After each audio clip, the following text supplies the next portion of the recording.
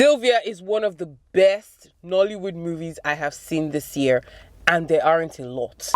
Hey, excuse me over there. I don't need a disclaimer. This is my channel. Argue with your pets. If you don't have one, maybe argue with your best friend. If you don't have that either, I can't help you. All opinions are mine, and that's that. Yoo-hoo to you if you're new here, and Odies, welcome back. If you haven't subscribed yet, now's the time to do so. Push that subscribe button. Okay guys, it's the Delphine here, and this is Review Quickie. Let's talk about Sylvia. From the first day you took your first breath, I have loved you. And nobody is going to take that away. Sylvia, you, of all people, should have known that this day will come. How am I supposed to know that the day would come where you would fall in love with somebody else? What did you expect? Sylvia, You're not even real. I may not be a real woman, but you will never find anyone like me. Like, can we have more Nollywood movies like this, please? Like, just can we?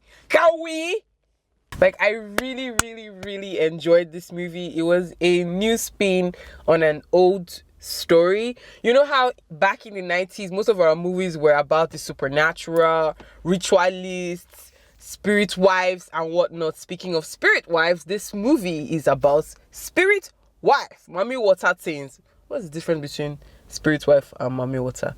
Well, there was no water in this one, but just know that it was about a female ghost.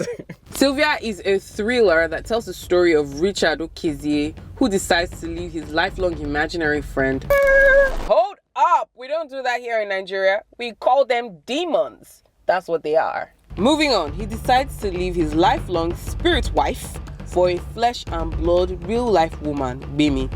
But complications arise when Sylvia decides to destroy Richard's peaceful life. Sylvia was directed by Daniel Oriahi, written by Vanessa Kanu, and it stars Zainab Balogun, Chris Atto, Inidima Okoje, and Udoka Oyeka. After seeing this movie, I am convinced that the royal hibiscus flowers will forever be suspicious to me. It's kind of like how I hate red balloons because of the movie It.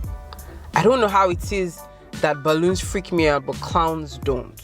I digress. Let's talk about performance. Oh my goodness, Zainab Balogun. What? Hats off, darling. What? Like, I knew she could act, but I didn't know she could act that well. Yo, this switch up was amazing balls. Yo, when she switched from that damsel in distress in his dreams to this menace that she became in real life, it was epic. But you know what's funny? I couldn't quite picture Zainab as evil in my mind's eye because I kept looking at her cute dimples. Oh my god, she's gorgeous. And the dimples just kept throwing me off. Like, someone with these deep, cute dimples cannot be evil. Well, that's just me. I don't know. I also love how when she switched to the evil person that she became, the camera angles changed. They started filming her from below, so she started getting like low angle shots that made her look really big. Kind of reminded me of Bane in The Dark Knight Rises. Not like she was as big as Bane, but you get what I mean. I also like that they didn't have to break bank with the number of stars in the movie, seeing as this is like a new formula in Nollywood today. Ensemble casts, big massive casts, but little or no meat to the story. Yeah, so I kind of appreciated this. So it's not like this movie didn't have any faults, a few worries. It seemed like there were some lapses in the timeline of the movie. It seemed like lump sum of some scenes were chopped out of the film. I don't know, some bits didn't quite make sense to me. Like there were instances where the chopping worked, but there were some other instances where not so much. Also, the makeup artist did a subpar job with the main character, Richard Okezie's older character. When he became older, so he had this beard and gray hair and whatnot, it looked like he put a mop on his jawline. Anyway, I can do away with all of that, so I can give excuses for that. It doesn't take away from the fact that the movie had a great picture. The camera angles were super clever. And then the score, oh my goodness. Can I just take a second to just praise whoever did the score, because it was amazing.